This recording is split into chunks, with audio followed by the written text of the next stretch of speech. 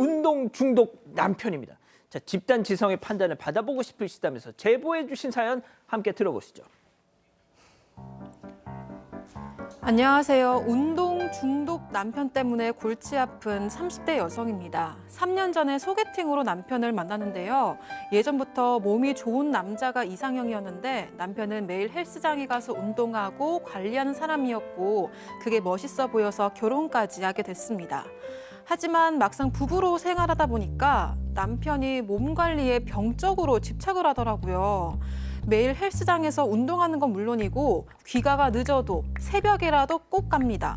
그렇다 보니까 저랑 보내는 시간이 얼마 안 돼요. 외식을 할 때도 닭가슴살이랑 달걀을 꼭 따로 챙겨가고요. 심지어 하루는 같이 슬픈 영화를 보는데 울면 근 손실이 난다고 안간힘을 써서 눈물을 참더라고요. 그런데 무리하게 운동을 했는지 고관절을 다친 거예요. 완치는 어렵고 앞으로 꾸준하게 관리해야 한다는 의사 소견을 들었고 당분간 강도 높은 운동도 못하게 됐습니다. 그날 이후로 남편이 눈에 띄게 우울해지더니 근육이 빠지지는 않았는지 매일매일 거울을 보면서 한숨을 쉬더라고요. 걷기 운동이라도 해야겠다면서 밤마다 혼자 나가기 시작했는데 그러다가 저 몰래 헬스장에 들어가는 걸 들키고 말았습니다. 더 크게 다치면 어떻게 하냐고 따졌더니 남편은 자세가 잘못돼서 다쳤던 거야. 바른 자세로 천천히 운동하면 돼. 이러면서 고집을 부리더라고요. 유별난 운동사랑은 알겠지만 이건 아닌 것 같다는 생각이 들어서 말리고 싶은데 어떻게 해야 될까요?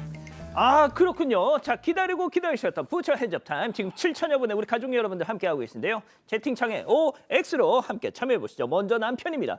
다혜야, 친구들한테 너 이거 고민이라고 한번 말해봐. 이 집에 신랑 자랑을 이런 식으로 하네. 아주 복에 겨워서 호강 날라리가 났다 얘. 야, 너 그럴 거야 아마. 내가 운동 열심히 하면 나만 좋니? 너도 좋잖아. 내가 엉뚱한 데 가서 힘쓰는 거냐고. 야, 격려와 위로는 못 해줄 망정. 그리고 막말로 내 근육질 보고 반했던 거 아니야, 동그라미. 아, 그렇습니다. 지조를 지키세요. 하고 싶은 말씀 하셔야죠. 자, 다음 사연자 아내입니다.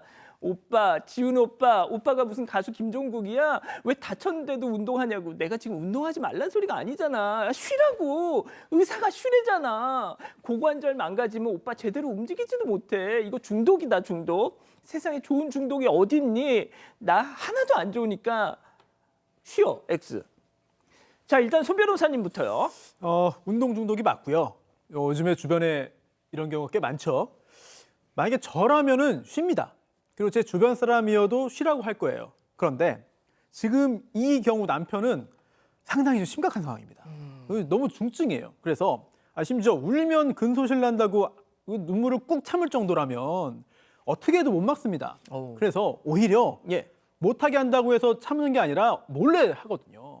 결국은 할 수 있게 허용을 해주고 다만 더 다치지 않게 좀 고관절에 무리 안 되는 운동으로만 해라. 이렇게 좀 달래고 타협을 하는 게 현실적이지 않나 싶습니다. 그렇군요. 교수님. 네, 요즘 30대 부부 중에 저도 요 부부 사이 싸울 때 이 운동 얘기하는 케이스 몇 번 있었어요. 진짜? 네, 그러니까 이 너무 운동에 집착을 하고 몸매에 집착을 해서 집에 와서 계속 자기 몸만 이렇게 본다 그러고 나랑 안 놀아준다, 외롭다 이런 얘기 제가 들었거든요. 근데 사실 요즘 이렇게 운동 너무 좋아하시고 많이 빠지신, 손 변호사님 얘기하셨지만 빠지신 분들 꽤 있는데 이게 요 수순이에요. 운동을 하다가 과하게 하면 좀 다쳐요. 그래서 의사가 쉬라고 해요. 근데 이게 중독이기 때문에 중독이 뭐예요? 쉬지 못하는 게 중독이거든요. 그거를 못 참고 다시 운동을 해요. 뭐 이렇게 해가지고 악순환이 되는 그런 양상을 보여주시는 분들이 많은데 그런데 이제 저는 그래서 아내의 속상함은 알겠지만 이게 부부싸움의 갈등이 되는 걸로 저는 가시면 안 된다. 요거는 서로 좀 이해를 하셔서 왜냐하면 남편이 뭐 술이나 게임이나 도박이나 이런 정말 유해한 거에 중독된 상태는 아니니까 계속해서 타협하고 대화하고 풀어나갈 일이지 이걸로 부부 갈등이 돼서 막 싸울 일은 아니라는 의미에서 전 동그라미를 들었습니다.